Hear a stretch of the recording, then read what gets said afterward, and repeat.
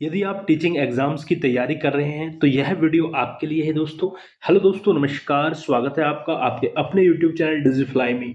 तो आज की यह वीडियो पार्ट 6 होने वाली है और इसमें आज हम बात करने वाले हैं टॉप 10 एमसीक्यूज की जो बार बार परीक्षाओं में पूछे जाते हैं। वीडियो को शुरू से लेकर अंत तक देखें क्योंकि मैं यहाँ पे आपको विद एक्सप्लेनेशन प्रत्येक प्रश्न को कराने वाला हूँ और मैं साथ के साथ ये भी बताऊंगा आपको आगे कि इसकी पीडीएफ आपको कहां से मिलेगी। तो चलिए दोस्तों, बिना वक्त गवाए वीडियो को शुरू करते हैं और बढ़ते हैं पहले प्रश्न की तरफ। पहला प्रश्न क्या है कि स्वतंत्र एवं प्राश्रित चर किस विधि के चर हैं, आपसे पूछा है। देखिए पीआरटी 2014 में ये प्रश्न पूछा गया है। स्वतंत्र एवं प्राश्रित चर किस विधि के चर हैं? ऑप्शन ए है व्यक्तिगत अध्ययन विधि, ऑप्शन बी है निगमन विधि, ऑप्शन सी है प्रयोगात्मक विधि, ऑप्शन डी है संश्लेषण विधि।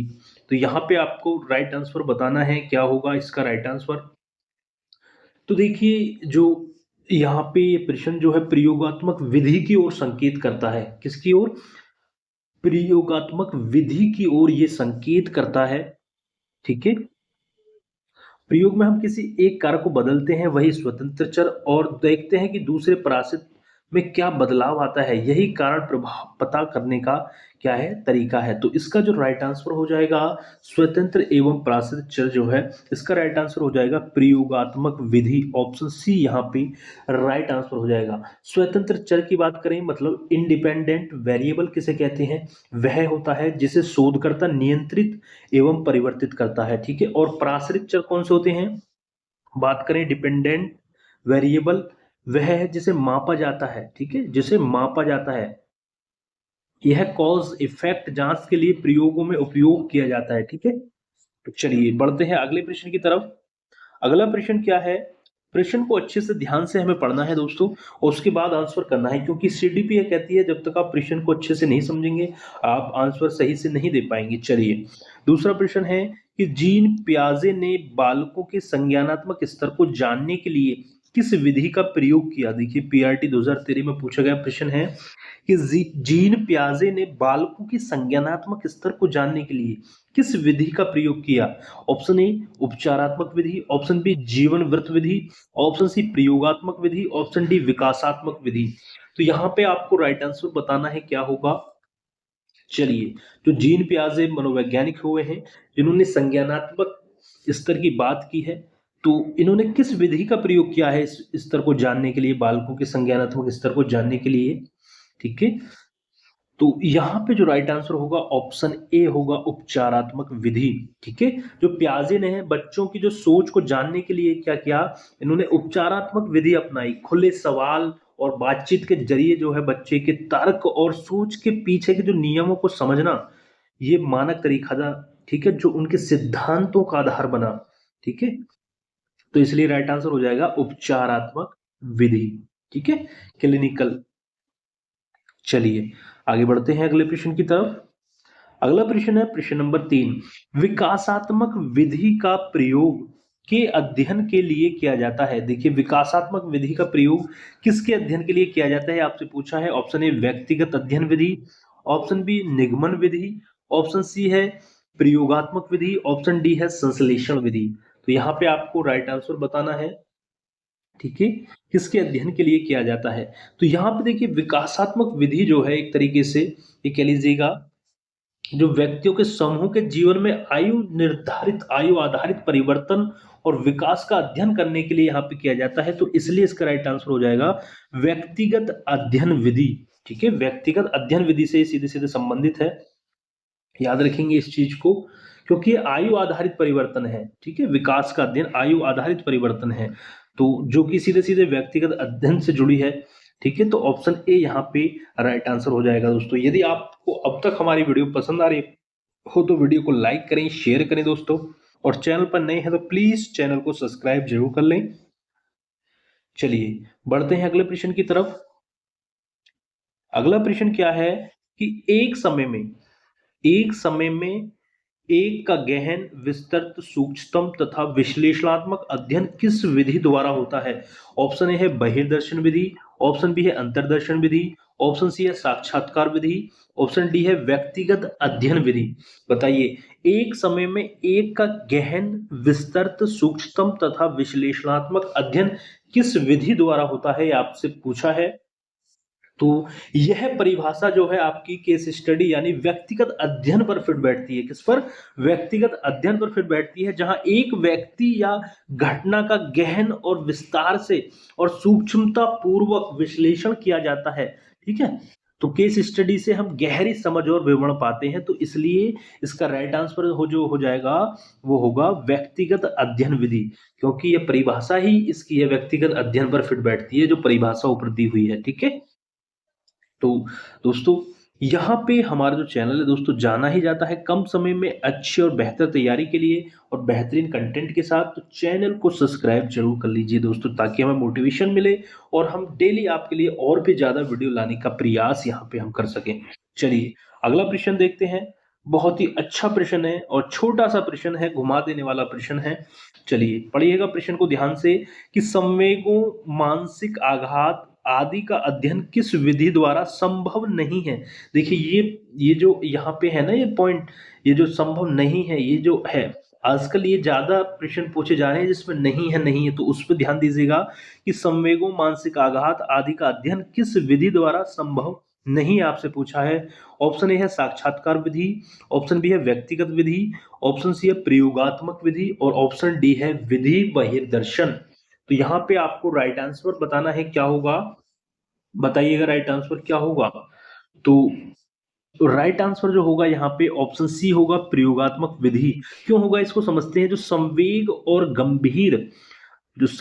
और गंभीर मानसिक आघात का जो है प्रयोगात्मक तरीके से अध्ययन करना जो है अक्सर संभव या नैतिक नहीं होता है। ठीक है, ऐसे मामलों में क्या करते हैं, इंटरव्यू, केस स्टडी, सावधानी पूर्वक अवलोकन, ये चीजें अधिक उपयुक्त होती हैं, बाकी जो तीनों हैं। ठीक है, इसलिए जो क्या है विकल्प सी प्रयोगात्मक विधि नहीं समझी जाती है। ठीक है, तो इसलिए राइट आंसर होगा ऑप्शन सी। बाकी ये साक्षात्कार विधि, व्यक्तिगत विधि या विधि बहिर्दर्शन, ये क्या है, इनका संवेग और मानसिक आदि का अध्ययन जो है इससे किया जा सकता है। ठीक है, और प्रयोगात्मक विधि से इन चीजों का अध्ययन करना संभव नहीं है। ठीक है, आप प्रयोग करके नहीं बता सकते उनके संवेग, उनके मन में क्या चल रहा है। ठीक है, इसलिए राइट आंसर जो होगा ऑप्शन सी हो जाएगा। चलिए आगे बढ़ते हैं अगले प्रश्न की तरफ। प्रश्न नंबर 6 है कि निम्नलिखित में से एक अध्ययन कार्य नहीं है, आपसे पूछा है। निम्नलिखित में से एक अध्ययन कार्य नहीं है। ऑप्शन ए है गृह कार्य, ठीक है, ऑप्शन ए है गृह कार्य, ऑप्शन बी है समीक्षा कार्य, ठीक है, ऑप्शन ए बी क्या समीक्षा कार्य और ऑप्शन सी है समूह कार्य और ऑप्शन डी है निगरानी कार्य। तो यहाँ पे आपको बताना है इसका राइट आंसर क्या होगा। निम्नलिखित में से एक अध्ययन कार्य नहीं है, तो यहाँ पे जो राइट आंसर होगा वो होगा निगरानी कार्य। निगरानी कार्य, क्योंकि गृह कार्य, समीक्षा और समूह कार्य सीधे सीखने और अभ्यास के लिए होते हैं। ठीक है, मान लीजिए जो गृह कार्य होता है आपका और जो समूह कार्य और समीक्षा कार्य जो होते हैं ना, ये क्या होते हैं, सीधे सीखने और अभ्यास के लिए होते हैं। गृह कार्य मतलब प्रैक्टिस, समीक्षा कार्य रिवीजन, समूह कार्य मतलब पीयर लर्निंग, जो आप अपने समूह ग्रुप के बच्चों के साथ करते हैं पीयर लर्निंग, ये क्या होते हैं, सीधे सीखने और अभ्यास के लिए होते हैं। परंतु जो निगरानी कार्य है ना, इसका मतलब क्या होता है, छात्र या गतिविधि की निगरानी, उसका सुपरविजन करना। ठीक है, इसमें सीखने वाला कोई काम नहीं है, कोई काम कर रहा है आप उसका सुपरविजन कर रहे हैं। ठीक है, ये काम कौन करता है, ज्यादातर ये शिक्षक करता है। ठीक है, कि बच्चे छात्र क्या कर रहे हैं, एक तरीके से सुपरविजन यहाँ पे करते हैं। तो ये जो है आपका ये अध्ययन कार्य नहीं माना जाता है, जो निगरानी कार्य होता है ये अध्ययन कार्य नहीं माना जाता है। तो इसलिए राइट आंसर होगा ऑप्शन डी। ठीक है, चलिए दोस्तों वीडियो पसंद आ रही है तो वीडियो को लाइक जरूर करते हैं दोस्तों, और कमेंट में जरूर दोस्तों बताएं कैसी लगी आपको वीडियो। चलिए चैनल पर नए हैं तो सब्सक्राइब करना ना भूलें।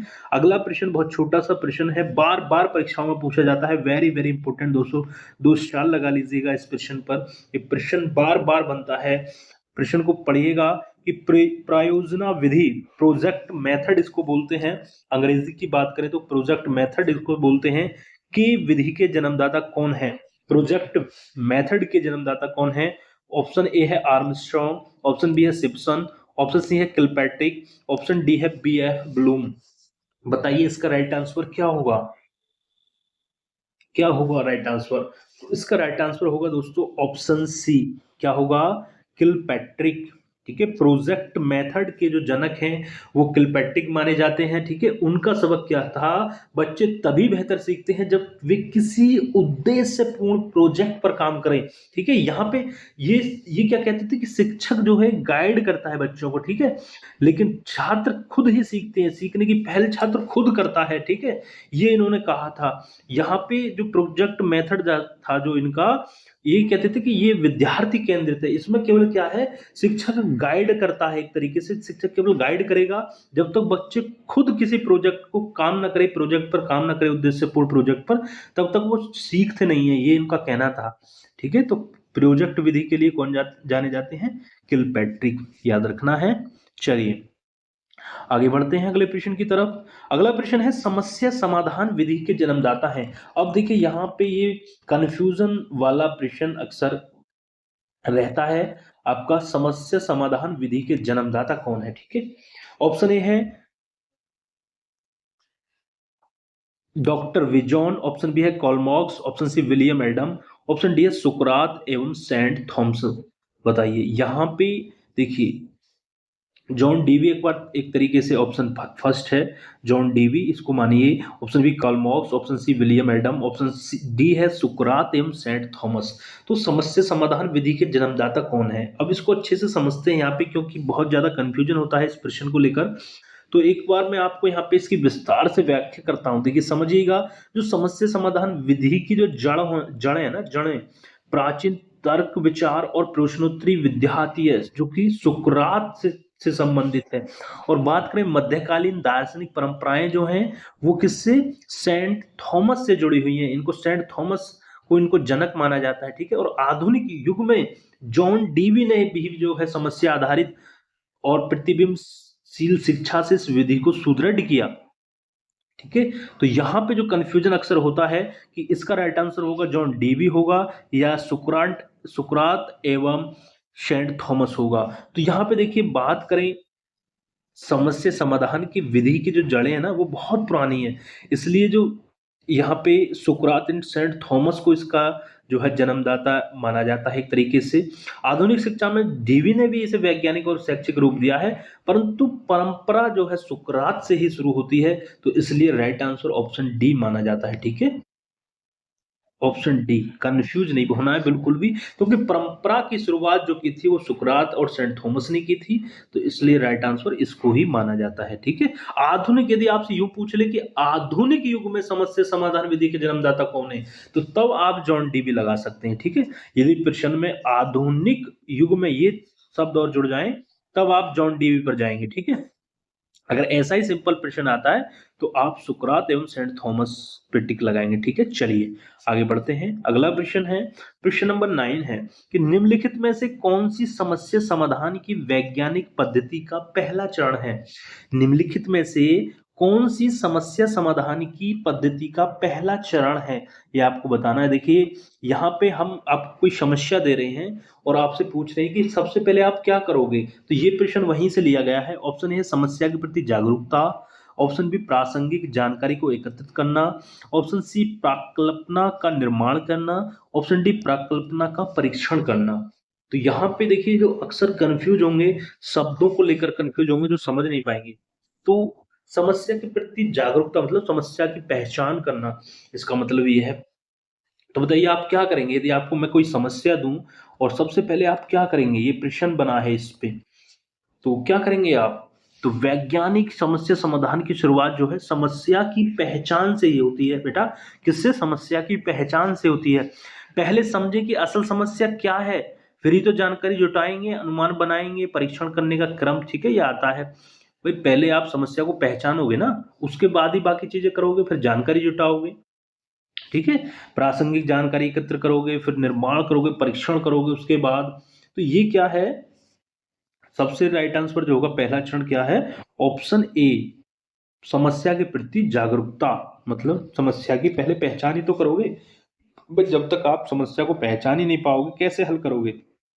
तो पहला चरण ये होगा, दूसरा ये एकत्र करना, तीसरा निर्माण करना, फिर परीक्षण करना, ठीक है। एक तरीके से ये समझ लीजिएगा पहला चरण, दूसरा चरण, तीसरा, चौथा चरण सही दे रखा है, ठीक है। पहला चरण ऑप्शन ए होगा, ठीक है। चलिए आगे बढ़ते हैं। लास्ट प्रश्न होने वाला है इस वीडियो का, इसलिए अच्छे से प्रश्न को पढ़ें और उसका आंसर करें। चलिए, बहुत अच्छे से प्रश्न को पढ़ना है कि इनमें से कौन सी विधि शिक्षण की प्रयोगशाला विधि को प्रयोग करने का लाभ है। देखिए, यहाँ पे आपको बताना है, बहुत से बच्चे इसका राइट आंसर जो है गलत कर देते हैं। तो आपको बताना है कि इनमें से कौन सी विधि शिक्षण की प्रयोगशाला विधि को प्रयोग करने का लाभ है। ऑप्शन ए है करके सीखने के सिद्धांत पर आधारित, ऑप्शन बी है समय खपतकारी, ऑप्शन सी है निम्न कक्षा के लिए उपयुक्त, ऑप्शन डी है ए और सी दोनों। तो यहाँ पे बताइए राइट आंसर क्या होगा, बताइएगा। तो इसका जो है प्रयोगशाला विधि का जो सबसे बड़ा लाभ है ना, यह करके सीखने पर आधारित है। स्कूल लैब में छात्र हाथों हाथ प्रयोग करके सिद्धांत को समझता है और जिससे जिज्ञासा बढ़ती है और कौशल बनते हैं। तो इसलिए इसका सबसे उपयुक्त जो लाभ होगा वो करके सीखने के सिद्धांत पर आधारित है। तो सबसे राइट आंसर जो होगा ऑप्शन ए होगा। ठीक है, बहुत से बच्चे ए और सी दोनों लगाएंगे। निम्न कक्षा के लिए उपयुक्त नहीं, निम्न के लिए नहीं, ये उच्च स्तर की कक्षा के लिए उपयुक्त मानी जाती है। ठीक है, बहुत से बच्चे इस पे जाएंगे। तो ऑप्शन ए राइट आंसर होगा, करके सीखने के सिद्धांत पर आधारित। ठीक है, तो दोस्तों कैसे लगे 10 प्रश्न, दोस्तों एक बार हमें कमेंट करके जरूर बताइएगा। वीडियो अच्छी लगी हो तो, वीडियो पसंद आई हो तो वीडियो को लाइक जरूर कर दीजिएगा। चैनल पर नए हैं प्लीज चैनल को सब्सक्राइब जरूर कर लीजिएगा। और हाँ दोस्तों, इसकी जो पीडीएफ है आपको, आप हमारे चैनल पर जाएं, वहां पे आपको टेलीग्राम लिंक मिल जाएगी, मैं डिस्क्रिप्शन में भी डाल दूंगा टेलीग्राम लिंक। ठीक है, वहां से आप इसकी पीडीएफ प्राप्त कर सकते हैं दोस्तों। और ऐसी और वीडियोस के लिए दोस्तों हमारे चैनल को सब्सक्राइब जरूर कर लीजिए। चलिए, मिलते हैं बहुत जल्द अगली वीडियो में ऐसे ही प्रश्नों के साथ। तब तक के लिए दोस्तों जय हिंद, जय भारत।